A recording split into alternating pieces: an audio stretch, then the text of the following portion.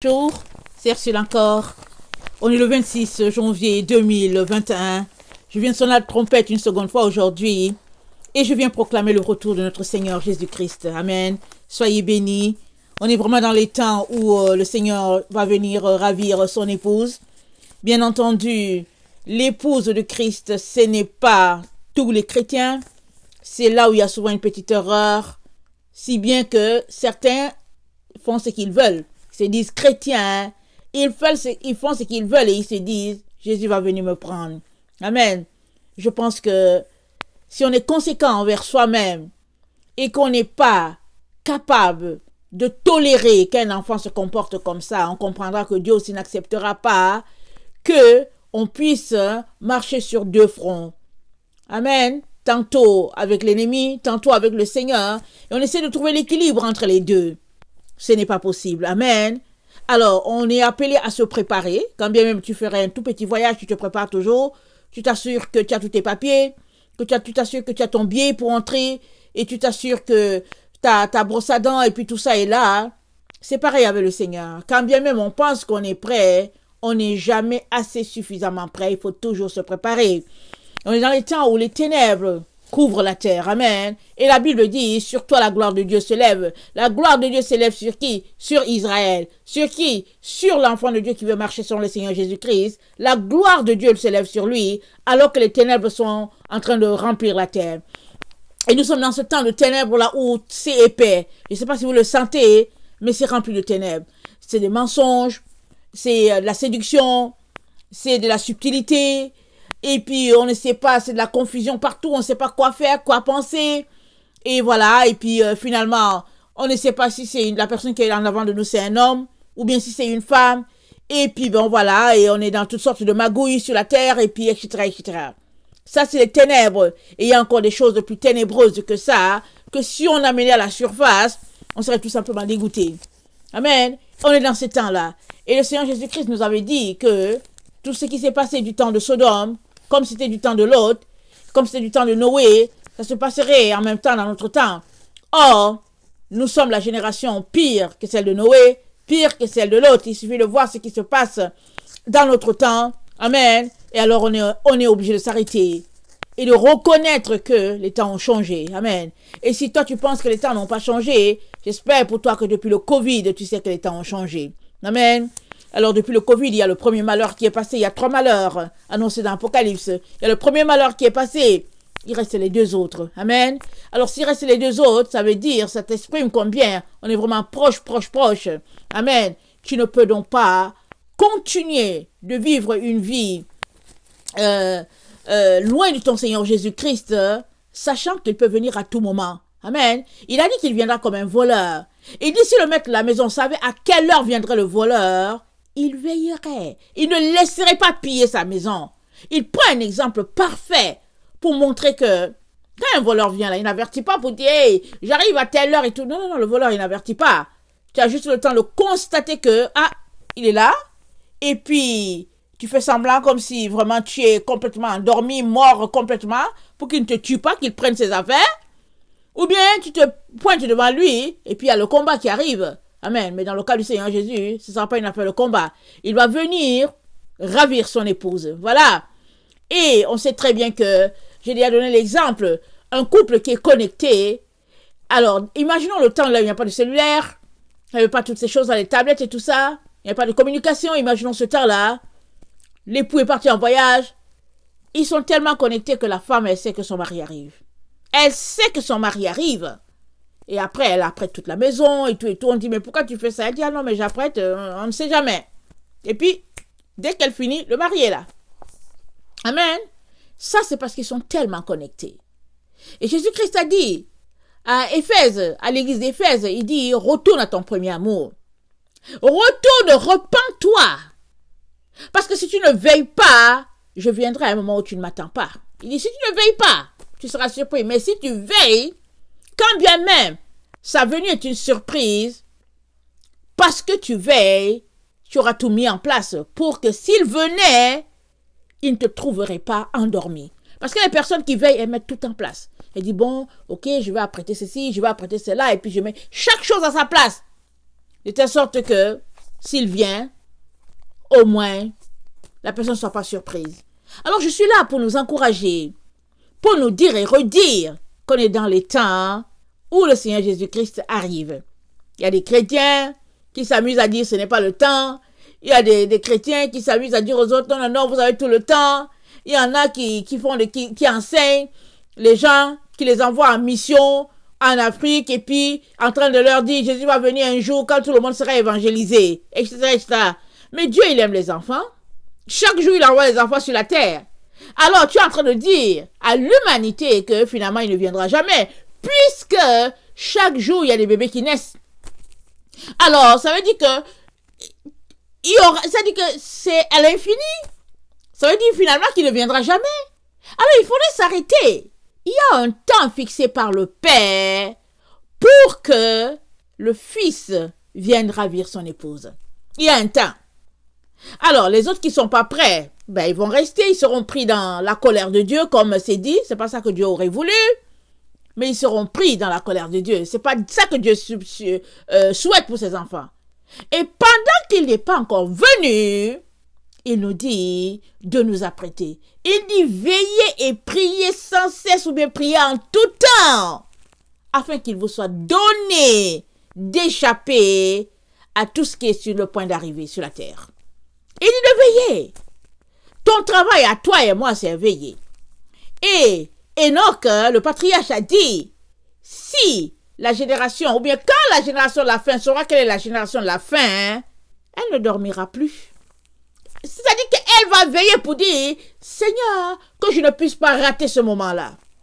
Mais on est tellement habitué à bafouer Dieu dans sa présence, dans tout, qu'on se dit, il va comprendre, il va accepter, c'est notre petit ami. Et puis voilà.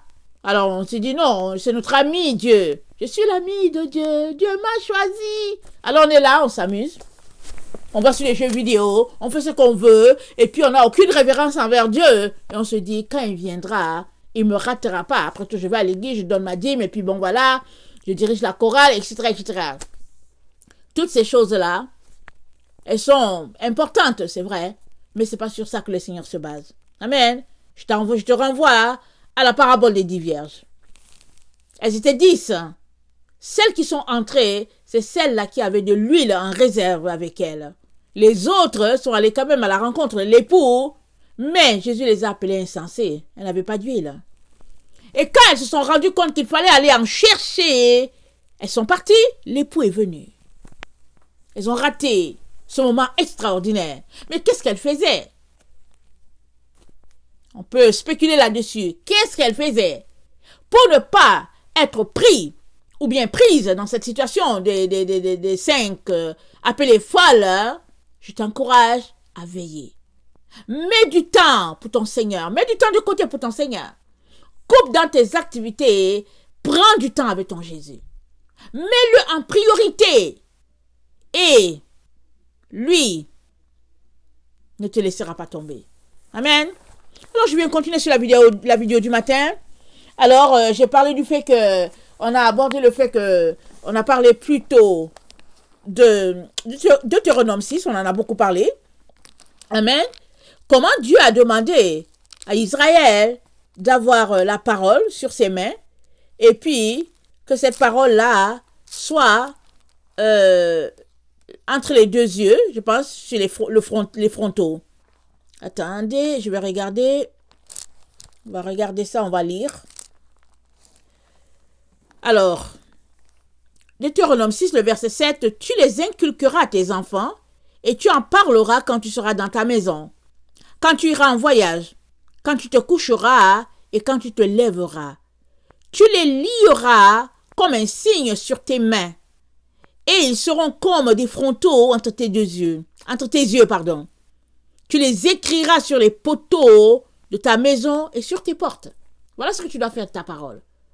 Alors, ceux-là qui se comportent comme ça, ils sont marqués.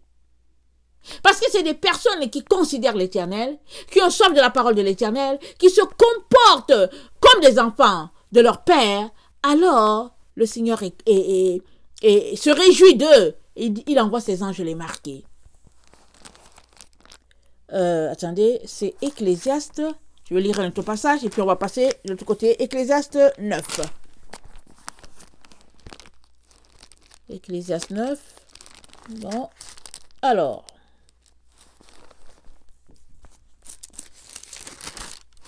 Ecclésiaste 9.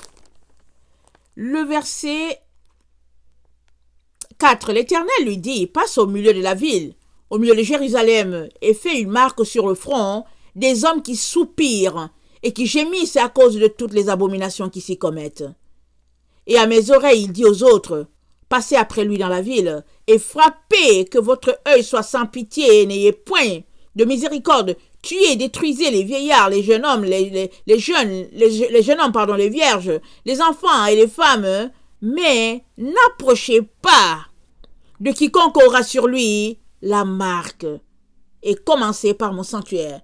Quiconque aura sur lui la marque de Dieu, bien sûr. Il dit, commencez par mon sanctuaire. Et nous savons tous que Pierre a dit, le jugement commence par la maison de Dieu. Et où est la maison de Dieu? C'est l'église.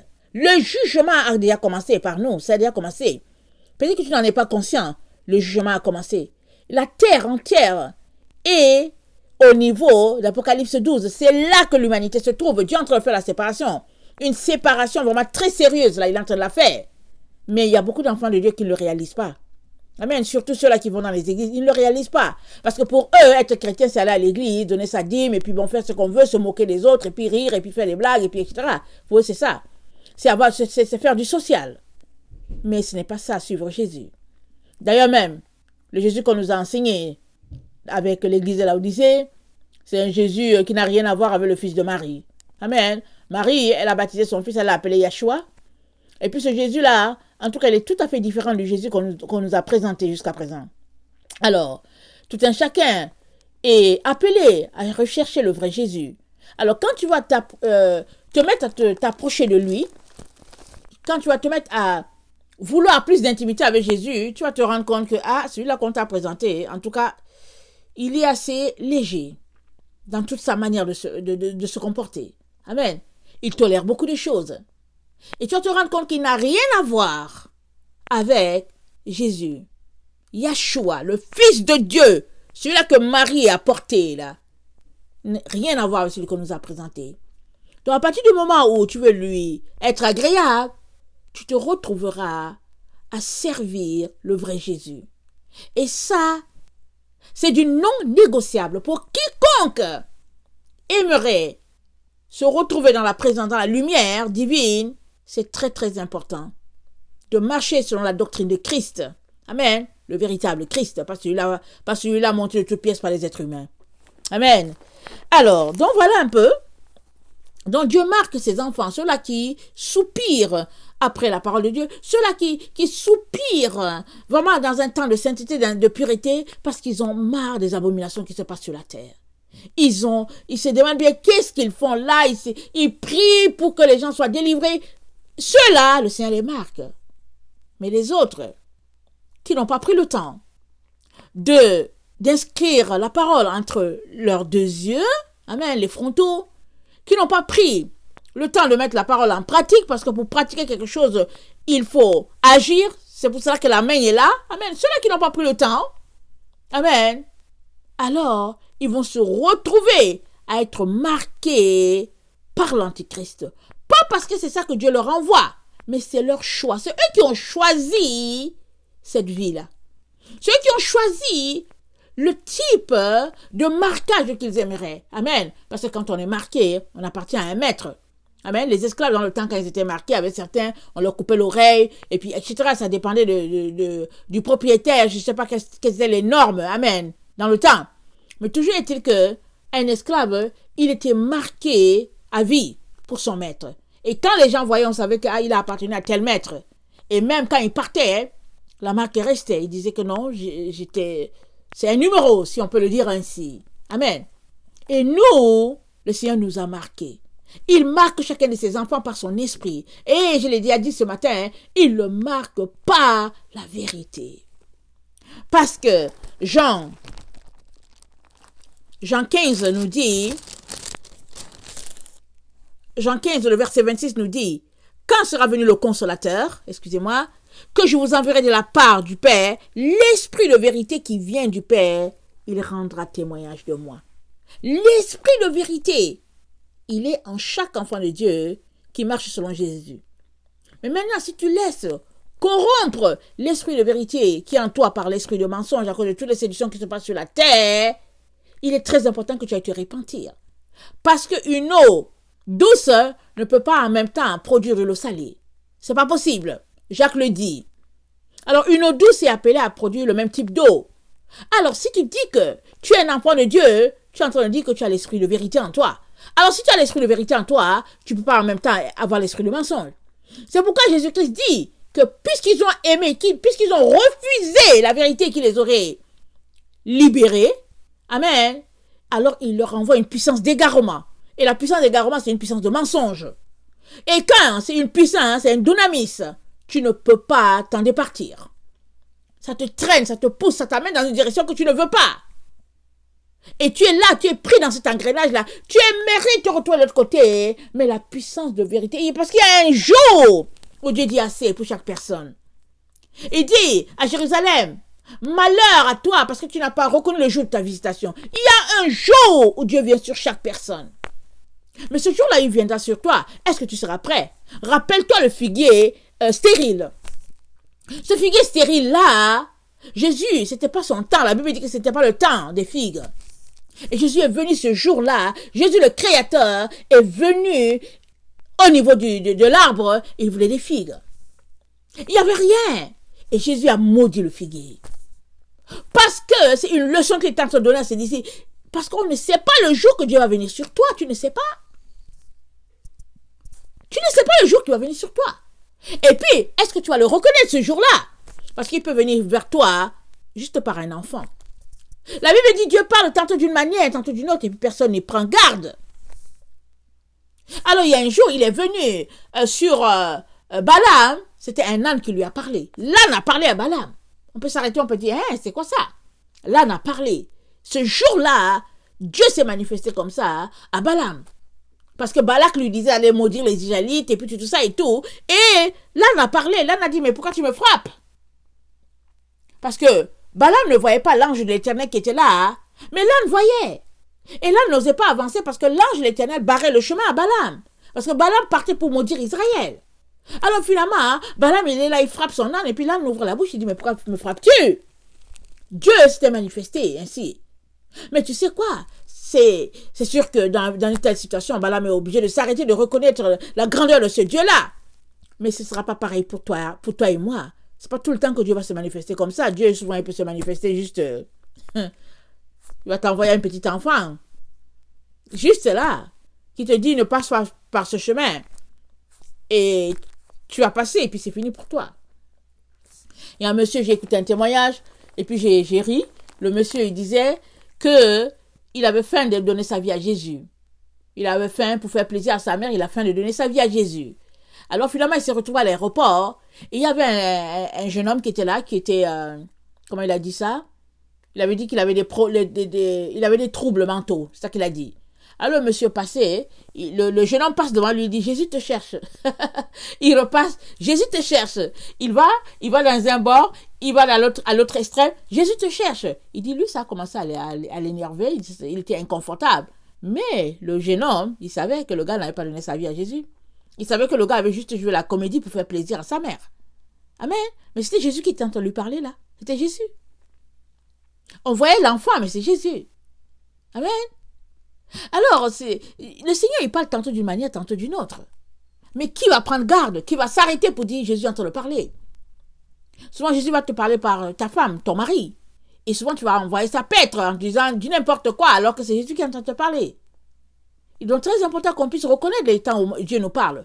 Alors, ceux-là qui n'ont pas le temps d'inscrire la parole de Dieu sur leurs mains, de l'inscrire entre leurs deux yeux, au niveau de leurs frontaux, tout cela, ils vont se retrouver à avoir le signe de la bête, là, sur le front et sur la main droite. Amen, ils vont se retrouver là. Maintenant, il y a des gens qui disent on peut pas prendre le vaccin sur le front et tout ça. Pas grave. Ça, c'est ce qui est important. Ce n'est pas le fait que le vaccin soit là, sur le front, parce que bon, il y a quand même une masse osseuse qui est là, on ne sait pas. Mais, avant de te retrouver à prendre le signe de la bête, tu l'as d'abord déjà dans la tête. Tu l'as déjà dans la main. C'est-à-dire que ta main est déjà prête à appuyer sur la gâchette pour aller dans le sens de l'ennemi. C'est-à-dire que le Seigneur est en train de nous dire, ton esprit, ton âme est déjà pris par la cause de l'ennemi. C'est ça qu'il est en train de dire. Et la cause de l'ennemi, c'est quoi? C'est le mensonge. C'est le père du mensonge, Satan. Parce que tous ceux-là qui reçoivent une puissance d'égarement, ce sont les personnes qui se sont adonnées à un type de séduction, à un type de mensonge. Alors, il se pourrait que tu ne saches pas, mais ça, c'est pas la faute de Dieu, c'est ta faute. Parce qu'il nous a mis en garde, il dit, prenez garde que votre cœur ne s'appesantisse pas les excès du manger et du boire, et puis prenez garde que votre cœur, prenez garde et ne laissez pas séduire votre cœur, c'est ça qui est dit. Attendez, on va regarder Deutéronome 11. Deutéronome 11. Le verset 16, ça dit, gardez-vous de laisser séduire votre cœur, de vous détourner, de servir d'autres dieux et de vous prosterner devant eux. C'est à toi de te garder. Alors, tu te gardes comment? Qu'est-ce que tu regardes?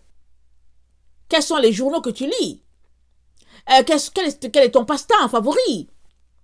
Quelles sont les émissions que tu regardes à la télévision? C'est quoi que tu regardes? Alors, quel est le temps que tu prends sur WhatsApp, Facebook, Internet, tout ça? C'est-à-dire que tu es branché. Alors, c'est-à-dire que comment gères-tu ton temps pour que ton cœur soit séduit? Il y a des gens, chacun a un ordinateur aujourd'hui de nos jours. Et si on n'a pas un ordinateur, en tout cas, ce n'est pas le cellulaire qui manque. Amen. Et chacun est libre de faire ce qu'il veut avec son ordinateur ou son cellulaire. Amen. Alors l'autre, on ne te regarde pas. Alors tu es sur ton cellulaire, on ne sait pas qu'est-ce que tu regardes. Tu es un homme marié, tu peux être sur le cellulaire en train de regarder des femmes nues, on ne sait pas. Toi, si tu es une femme, tu peux être là-bas en train de, je sais pas, en train de taper les divers avec quelqu'un en ligne. C'est arrivé plusieurs fois. Alors, toi-même, tu es le gardien de ton âme. Dieu sait tout ce qui se passe dans ta vie, mais tu es le gardien de ton âme. Alors, le passage là nous dit, gardez-vous de laisser séduire votre cœur. La responsabilité te revient. Amen. Alors, un peu, c'est-à-dire que céder un tout petit peu, ouvrir un peu la barrière, alors Satan, il va prendre le tout. Il va bousculer la barrière et puis il va entrer, il va s'installer. C'est le temps où nous devons fermer toutes nos portes, toutes nos fenêtres, tous les petits trous, nous devons les fermer.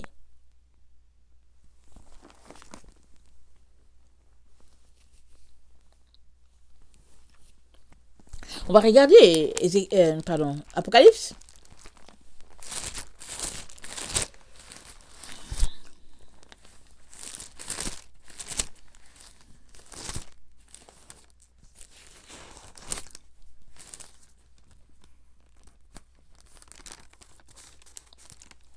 Alors, j'ai inscrit Apocalypse 14, 9 à 10. Alors, je lis. Et un troisième ange les suivit en disant, d'une voix forte, si quelqu'un adore la bête et son image, et reçoit une marque sur son front ou sur sa main, il boira lui aussi du vin de la fureur de Dieu, versé sans mélange dans la coupe de sa colère. Il sera tourmenté dans le feu et le soufre devant les saints anges et devant l'agneau.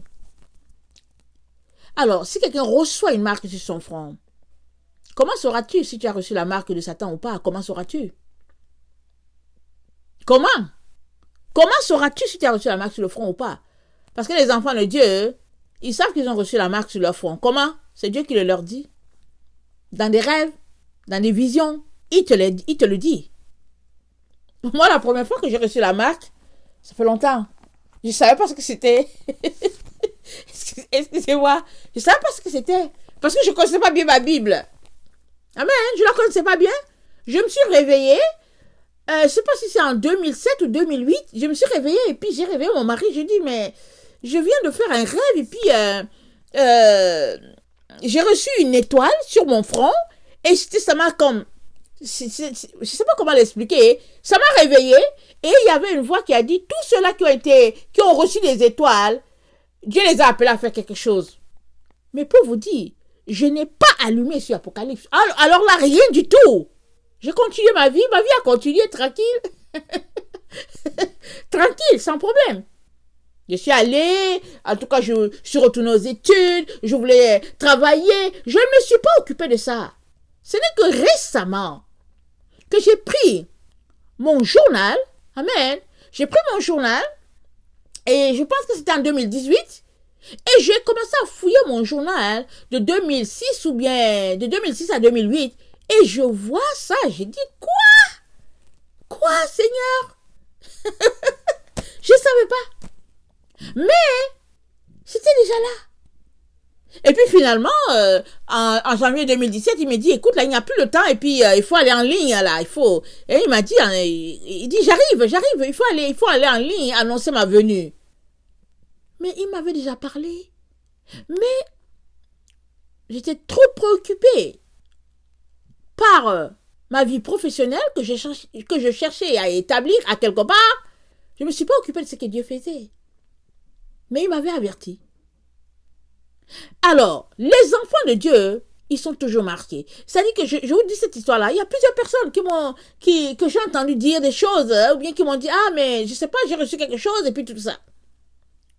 Tu sauras toujours que tu es marqué. Amen. Alors, si tu ne sais pas parce que tu fais partie de ces personnes-là, quand ils finissent de rêver, ils ne savent même pas ce qu'ils ont rêvé, ça arrive, Dieu va s'organiser pour te le dire d'une manière quelconque. Tu vas brûler. La flamme va brûler en toi. Et puis aussi, souvent, hein, tu ne sais pas où c'est que tu es marqué et il envoie quelqu'un d'autre te marquer. La personne te dit, le Seigneur te dit ceci, c'est là. Et si tu acceptes, tu es marqué parce que tu as accepté le message du Seigneur. Amen. Mais comment ceux-là qui servent Satan sauront-ils qu'ils sont marqués, ils ont la marque de la bête ou pas? Il se pourrait qu'ils ne sachent jamais. Ils vont se retrouver là, qu'ils ne sachent jamais qu'ils sont carrément sur la direction de Satan. J'ai entendu plusieurs enfants de Dieu, des serviteurs de Dieu, encourager les gens à aller prendre le vaccin contre le Covid et disant il n'y a pas de problème. J'ai dit, Seigneur, est-ce qu'ils savent toute la composition qu'il y a dedans? Et je pensais que c'était une minorité. Mais hélas, hélas. Alors quand on s'arrête, on se dit, qu'est-ce qui peut faire que des enfants de Dieu qui disent appartenir à Dieu, qui marchent pour lui, puissent se retrouver dans une situation comme ça? La réponse, elle se trouve dans ce que Dieu a dit à Israël par la bouche de Moïse. Amen. Allons-y, regardez ce qu'il a dit. On va retourner dans Deutéronome.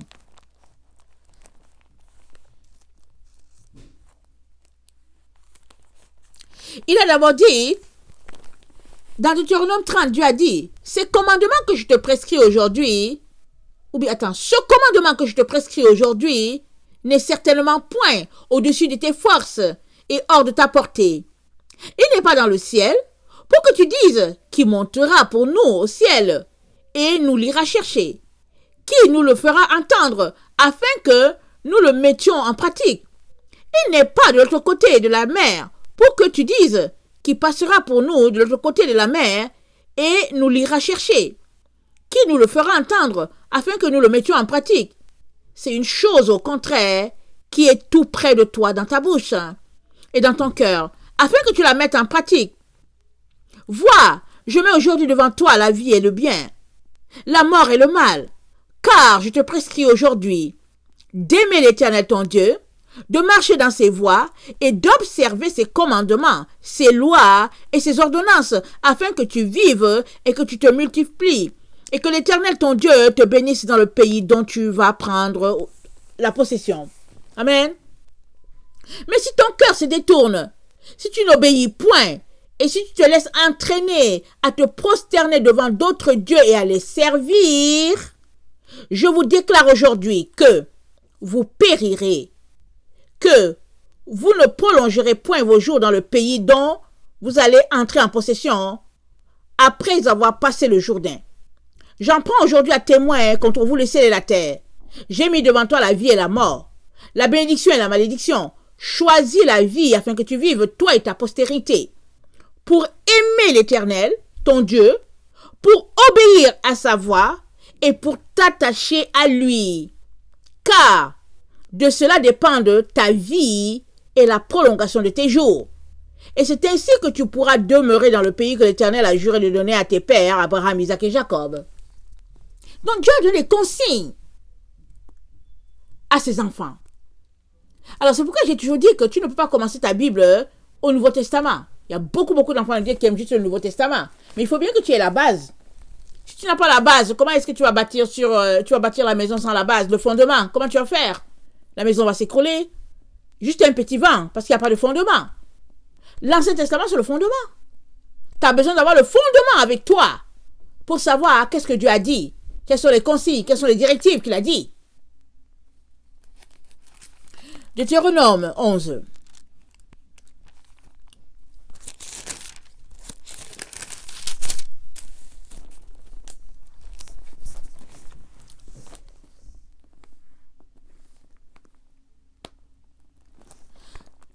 Deutéronome 11, le verset 16.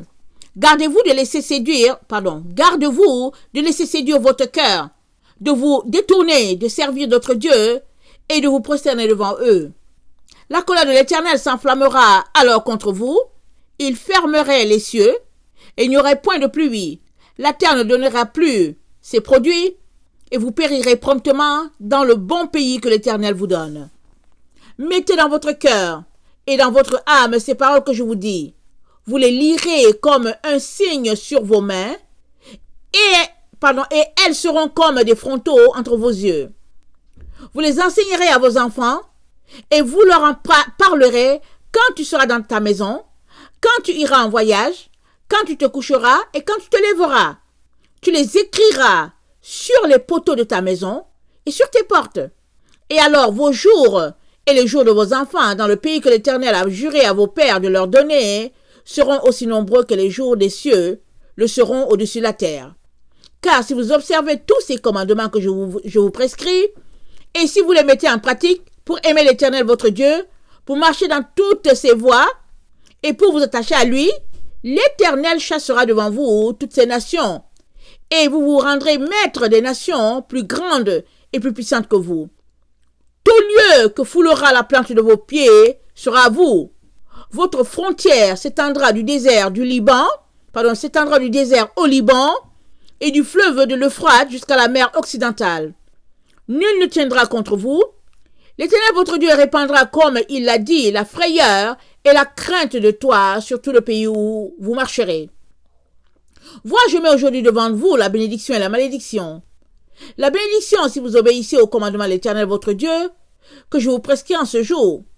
La malédiction, si vous n'obéissez pas au commandement de l'Éternel votre Dieu, et si vous détournez de la voie que je vous ai prescrite en ce jour, pour aller après d'autres dieux que vous ne connaissez point. Et lorsque l'Éternel ton Dieu t'aura fait entrer dans le pays dont tu auras possession, tu prononceras la bénédiction sur la montagne de Garizim et la malédiction sur la montagne d'Ébal. Amen. Ces montagnes ne sont-elles pas de l'autre côté du Jourdain, derrière le chemin de l'Occident, au pays des Cananéens, qui habitent dans la plaine vis-à-vis de Gilgal, près des chênes de Morée? Car vous allez passer le Jourdain pour entrer en possession du pays que l'Éternel votre Dieu vous donne. Vous le posséderez et vous y habiterez. Vous observerez et vous mettrez en pratique toutes les lois et les ordonnances que je vous prescris aujourd'hui. Amen. Nous sommes appelés à pratiquer les ordonnances de l'Éternel, à les mettre en pratique. Amen. Et la vie dans laquelle nous sommes, l'époque dans laquelle nous sommes, tout est contraire à Dieu. C'est les ténèbres qui couvrent la terre. Amen. Mais nous sommes appelés à sortir de là. On va lire Ésaïe 60.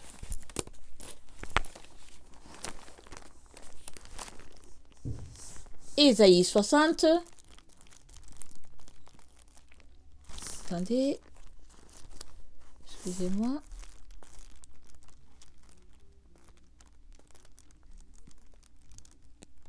Ésaïe 60, ça dit Attendez.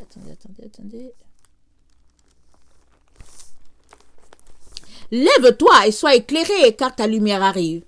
Et la gloire de l'Éternel se lève sur toi. Voici, les ténèbres couvrent la terre, et l'obscurité les peuples. Mais sur toi l'Éternel se lève. Sur toi la gloire apparaît. Des nations marchent à ta lumière, et des rois à la clarté de tes rayons. Porte tes yeux alentour et regarde. Tous, ils s'assemblent et ils viennent vers toi. Tes fils arrivent de loin, et tes filles sont portées sur les bras.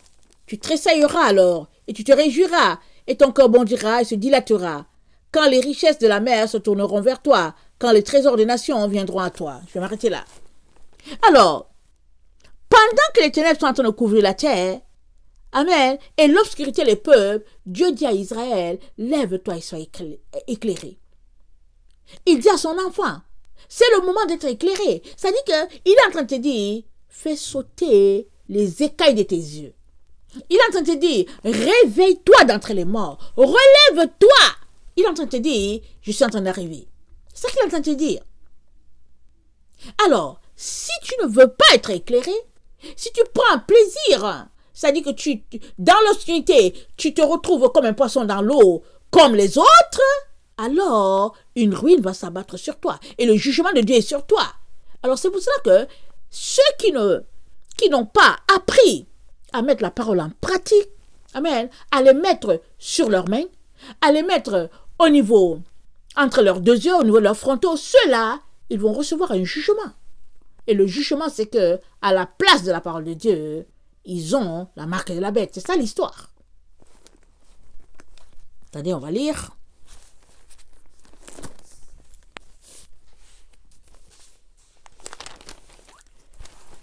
Excusez-moi.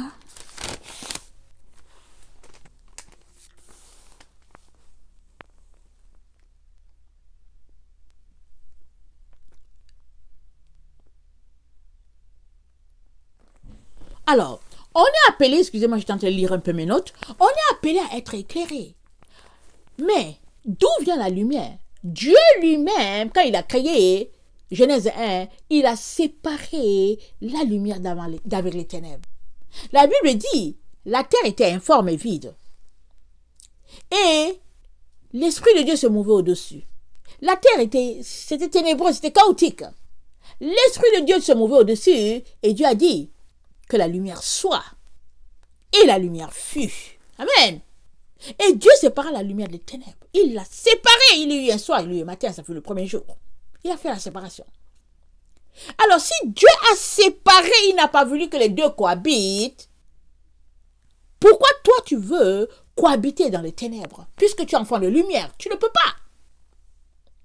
La Bible nous dit dans Jean 1 que la parole, la lumière, est venue chez les siens. Et les siens ne l'ont pas reçue. Mais tous ceux-là qui l'ont reçue, cette parole-là, elle a donné à la personne le pouvoir de devenir enfant de Dieu. Alors nous sommes nés finalement de la lumière. Nous ne sommes pas enfants de l'obscurité. Nous sommes nés de la lumière. Et cette lumière-là, qui est la véritable lumière qui éclaire tout homme, elle a marché sur cette terre-là.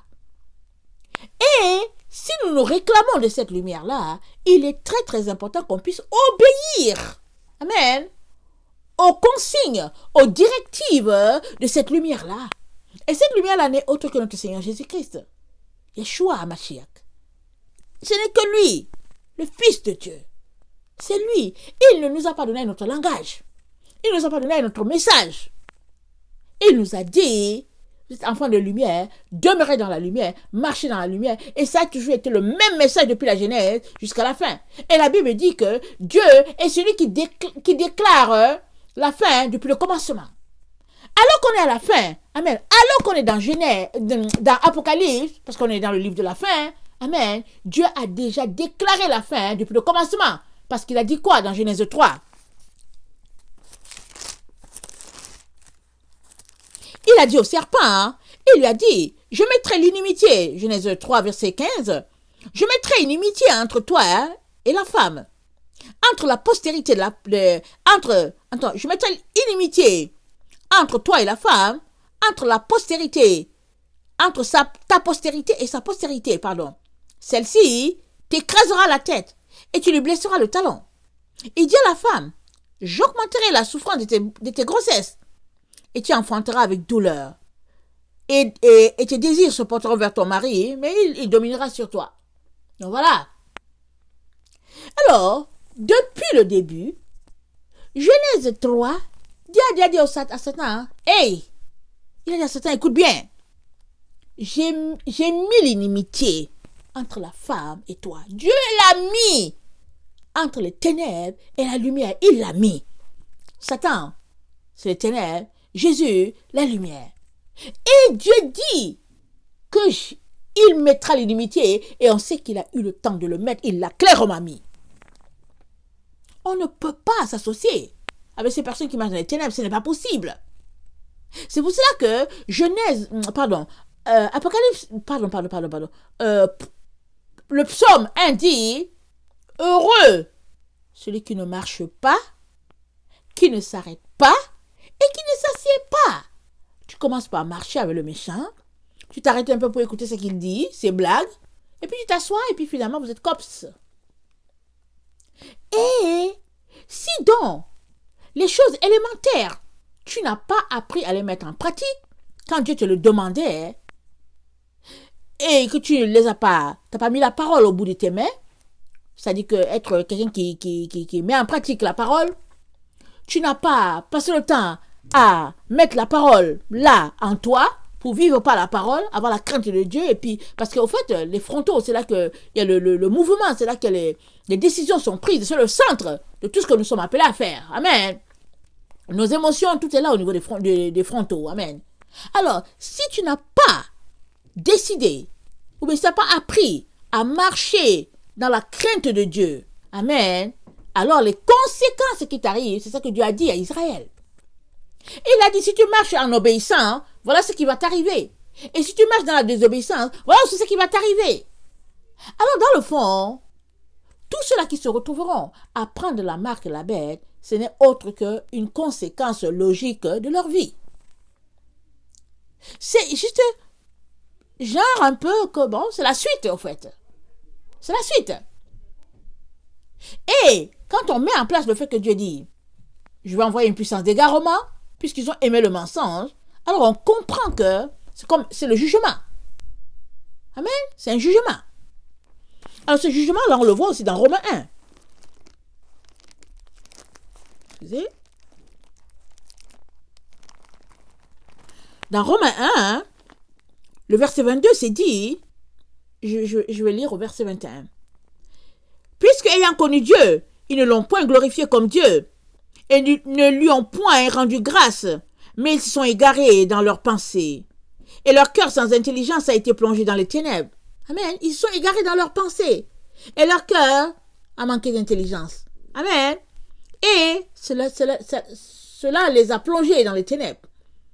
Se vantant d'être sages, ils sont devenus fous. Ils ont changé la gloire du Dieu incorruptible en image représentant l'homme corruptible, les oiseaux, les quadrupèdes et les reptiles. C'est pourquoi Dieu les a livrés à l'impurité, selon les convoitises de leur cœur, en sorte qu'ils déshonorent eux-mêmes leur propre corps. Eux qui ont changé la vérité de Dieu en mensonge. Ils ont changé la vérité. Et c'est devenu le mensonge. Amen. La vérité, ils appellent ça mensonge. Ils veulent enlever les Bibles, ils veulent enlever les 10 commandements et toutes sortes d'histoires. Et puis, ce que Dieu a dit non, les conjoints de même fait ne vont pas se retrouver ensemble. En tout cas, pas de problème. C'est la loi de Dieu. Eux qui ont changé la vérité de Dieu en mensonge, qui ont adoré et servi la créature au lieu du Créateur, qui est béni éternellement.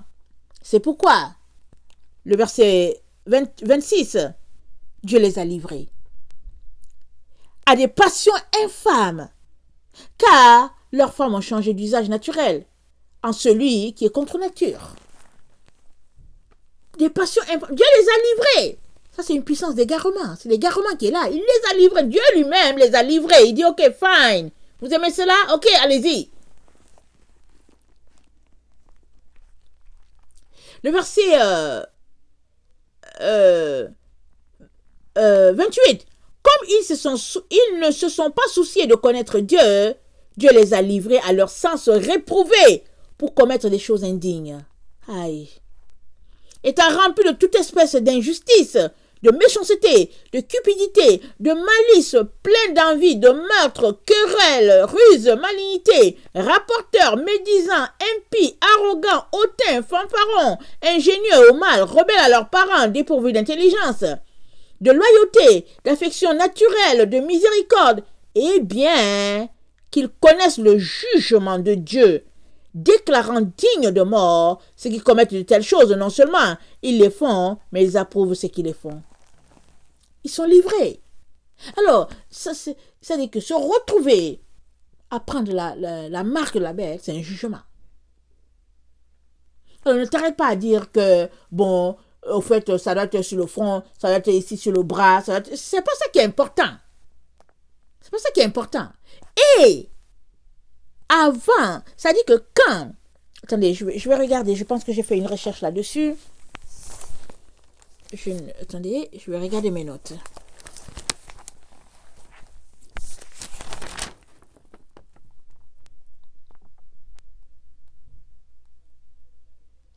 Alors, une marque, je suis allée dans la concordance grecque, c'est le nombre, le chiffre 5480, amen, et c'est charagma, c'est-à-dire charagma ou bien charagma. Alors, c'est une image formée par un art. Amen. C'est une marque, c'est une image formée par un art. C'est une habitude, par une habitude. Alors, et c'est une image, c'est quelque chose qui est gravé, qu'on ne peut pas nier. Waouh! C'était important que je lise ça. Hein? Alors, c'est le chiffre 5480.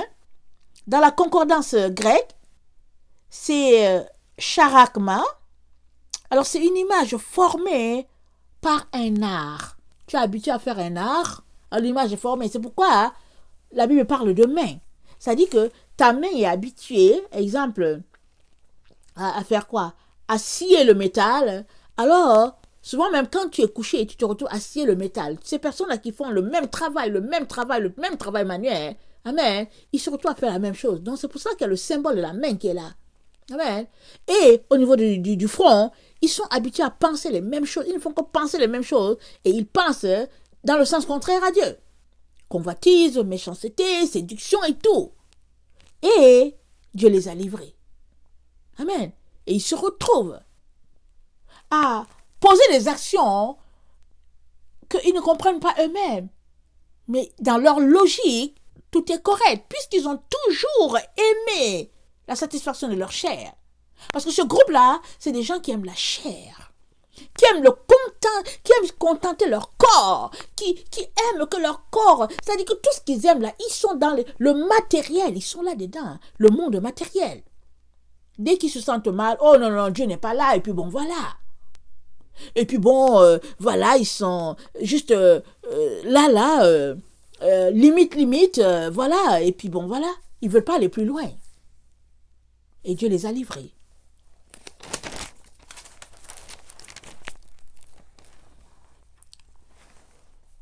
Attendez, je regarde mes notes.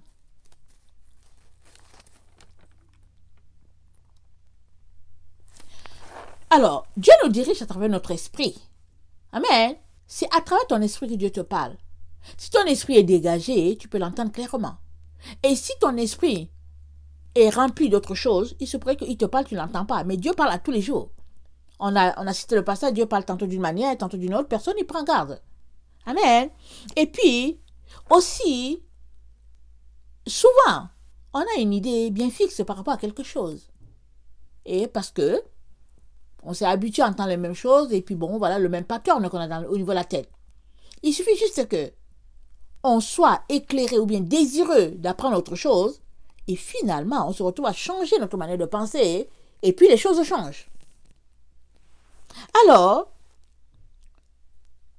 souvent, notre conscience, ou bien, notre conscience, si je peux le dire ainsi, elle est déjà souillée. Et c'est quoi la conscience? C'est ce que les autres appellent aussi intuition. Et c'est quoi l'intuition? C'est la vérité, l'esprit de vérité qui est en nous, c'est ça qu'ils appellent conscience. C'est l'esprit de vérité. Parce que quand on n'a pas le Seigneur et qu'ils ont développé une société en disant qu'il y a plusieurs vérités, alors voilà, donc ils essaient de savoir c'est quoi. Le nom, c'est conscience. Alors, donc la conscience, notre conscience, on essaie de justifier les choses. Mais quand on essaie de raisonner là, quand on veut raisonner là, et raisonner, ça va contre Dieu. Pas, ça va contre la manière de fonctionner de Dieu. Parce qu'avec Dieu, c'est la foi. La raison, elle est contre la foi. Parce que quelqu'un qui n'a pas la foi, il va se mettre à démontrer, à essayer de voir, et puis voilà. Mais Dieu nous dit, ceux-là qui nous ont précédés, ils ont salué la cité de loin. Ils ne l'ont pas vue là. Dieu leur a parlé d'une cité extraordinaire où ils vont vivre. Ils n'ont pas vu la cité. Ils sont morts, ils n'ont pas vu la cité. Mais ils ont salué la cité de loin. Mais nous, qu'est-ce que nous voulons? On veut voir la chose tout de suite. On essaie de démontrer pour se contenter parce qu'on veut continuer d'avoir un autre style de vie qu'on aimerait, etc. Malgré le fait que Dieu essaie de nous montrer par tous les moyens que non, mes enfants, vous êtes arrivés à la fin. Mais on ne veut pas.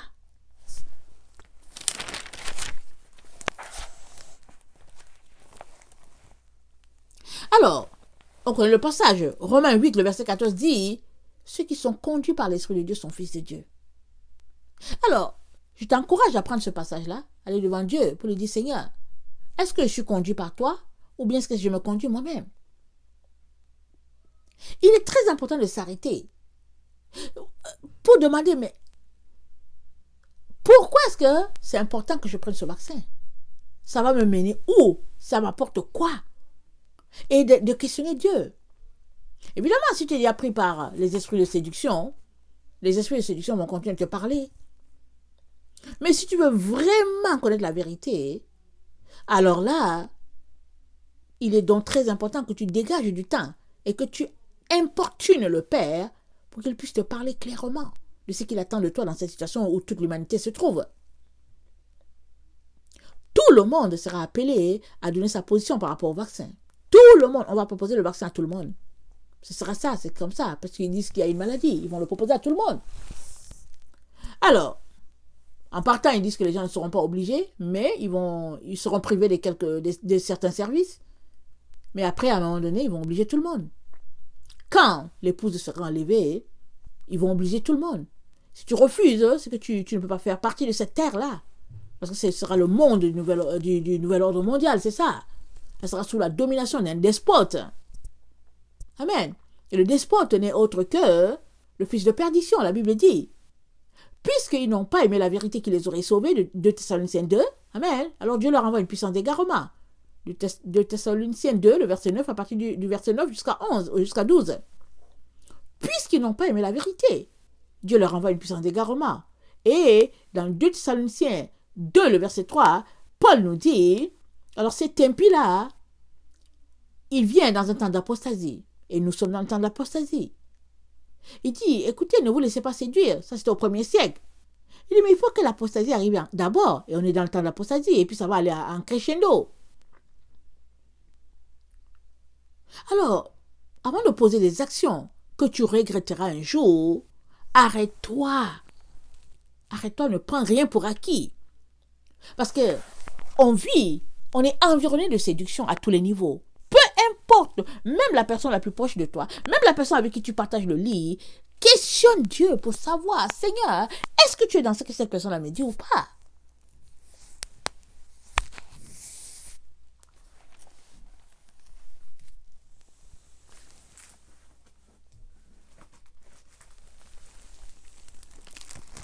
Matthieu 21, le verset 23 à 27.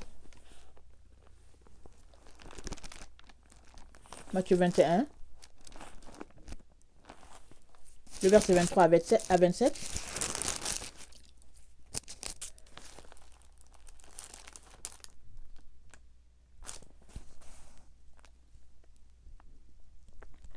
Jésus se rendit dans le temple et pendant qu'il enseignait, les principaux sacrificateurs et les anciens du peuple vinrent lui dire, « Par quelle autorité fais-tu ces choses et qui t'a donné cette autorité ?» Jésus est en train d'enseigner, ils veulent savoir qui lui a donné l'autorité. Amen. Jésus leur répondit, je vous adresserai aussi une question. Et si vous me répondez, je vous dirai par quelle autorité je fais ces choses. Le baptême de Jean, D'où venait-il? Du ciel ou des hommes? Mais ils raisonnèrent ainsi entre eux. Si nous répondons du ciel, il nous dira pourquoi donc n'avez-vous pas cru en lui? Et si nous disons des hommes, nous avons à craindre la foule car ils vont nous lapider. Non, nous allons craindre la foule car ils tiennent Jean pour un prophète. Il ne faut pas que j'ajoute des choses dessus. Car ils tiennent Jean pour un prophète. Alors ils lui répondirent, nous ne savons pas. Et il dit à son tour, moi non plus, je ne vous dirai pas par quelle autorité je fais ces choses. C'est très important que Jésus soit l'autorité finale dans ta vie. Jésus, l'autorité finale dans ta vie. Personne ne t'écrasera. S'il n'est pas l'autorité finale dans ta vie, et qu'il y a un intermédiaire entre toi et puis lui, tu ne dois pas t'en sortir dans le temps où nous nous trouvons. Parce que tu te retrouveras devant les tribunaux, tu te retrouveras partout. On va te poser des questions pour témoigner pour Jésus ou bien on va te bastonner. Mais si Jésus est l'autorité finale, alors tu témoigneras pour Jésus. Tu iras jusqu'au bout, comme Paul a dit. Paul a dit non, allons-y, j'appelle d'Agrippa. Il dit allons-y à tel endroit, ils ont conduit Paul, finalement il s'est retrouvé en prison. Et puis il nous a écrit des lettres, et puis c'est comme ça qu'on a toutes ces lettres-là qui nous exhortent aujourd'hui. Il ne voulait pas céder. Il dit non, allons-y. Et quand on regarde l'histoire de Paul, on se demande bien pourquoi ils l'ont mis en prison. On l'a mis à cause du nom de Jésus. Nous sommes dans les temps où nous ne devons craindre aucune personne. Seul Dieu. Et nous en viendrons à bout de ce monde-là. Sinon, on va se retrouver dans une situation de compromis et après, on va regretter tout simplement d'avoir marché dans la séduction de ce monde. Il est très important que tu puisses identifier ce dans quoi tu es, qu'est-ce que tu crains, parce que tu serviras qui tu craindras. Si tu crains le gouvernement, tu serviras le gouvernement. Si tu crains Jésus, tu serviras Jésus. Et si tu crains Jésus, alors ça veut dire que tu es une personne qui est en train de mettre la parole de Dieu entre tes mains, en train de la mettre en pratique, et tu es en train de l'inscrire au niveau de tes deux yeux. Amen. Parce que tu es en train de l'étudier, et puis en train de l'enregistrer dans ta tête. Alors si c'est ça, il n'y a pas moyen que tu puisses prendre le signe de la bête. Il n'y a pas moyen, tu ne pourras pas. Parce que toi-même, tu sais que tu ne peux pas le prendre pour changer ton ADN. Tu ne peux pas. Et par contre, si tu es juste quelqu'un qui lit les choses qui te conviennent, et puis les autres qui ne te conviennent pas, ben, tu laisses aller, et puis bon, voilà, et puis tu fais ce qui te convient, et puis le reste, non, c'est trop compliqué. Tu te retrouveras à prendre ce qui satisfait ta chair. Parce que ta chair n'est pas confortable avec une situation, alors tu conclus que Dieu n'y est pas. Malheureusement, c'est pas ça. Sinon, Paul ne serait pas retrouvé en prison. Rappelons-nous, quand il est arrivé quelque part, Agapus, un prophète, a pris la ceinture, il a dit que l'homme à qui appartient cette ceinture-là, les Juifs vont le livrer. Et puis les gens sont mis à pleurer. Oh, ne pars pas. Paul a dit quoi? Vous ne voulez pas que je fasse la volonté de Dieu? Il dit quoi? Il faut que je fasse la volonté de Dieu. Amen. Il était appelé, il savait quelle était sa destinée, il savait où il devait arriver jusqu'à l'endroit. Et il est parti jusqu'au bout. Alors, toi et moi avons besoin, vraiment, là où nous sommes là, de nous accrocher à la parole de Dieu. Nous avons besoin de nous organiser pour que la parole de Dieu soit inscrite entre nos deux yeux et que nous soyons les gens qui pratiquons la parole de Dieu. Que notre main soit la main qui pratique. Il n'y a pas moyen qu'ils vont nous donner le vaccin. Il n'y a pas moyen parce que c'est toi qui vas dire niet. Tu vas dire non, je ne le prends pas. Je suis prête à assumer toutes les conséquences, je ne prends pas. Je ne veux pas que mon ADN soit changé. Parce que l'ADN qui est changé, c'est quoi? C'est que, puisque c'est l'esprit de vérité qui est en nous, alors on enlève ton esprit de vérité, on te donne un esprit de mensonge. Comment? On te dit qu'il y a une maladie et que tu as besoin d'un vaccin pour que cette maladie ne puisse pas se répandre en toi. Ça, c'est un esprit de mensonge. Parce que tout être humain peut combattre toute maladie. Tout un chacun. Alors, ok, disons qu'il y a une maladie, on appelle le Covid-19 qui est là, qui circule, disons. Mais est-ce qu'on peut la combattre? Dieu nous a donné des anticorps. On est appelé à combattre. On combat le corps que Dieu nous a donné, est capable de combattre toutes sortes de maladies. Alors, qu'est-ce qui fait que, subitement, hein, pour le Covid, on peut le combattre et puis il faut qu'on nous donne un vaccin, il faut qu'il y ait un décret pour qu'on aille se faire vacciner. Qu'est-ce qui fait? Et tout montre qu'il y a des choses, des substances dedans, hein, vraiment qui laissent à désirer. Alors, avant de t'engager dans la voie où ton ADN serait changé, il est très important que tu t'enracines dans la parole, que tu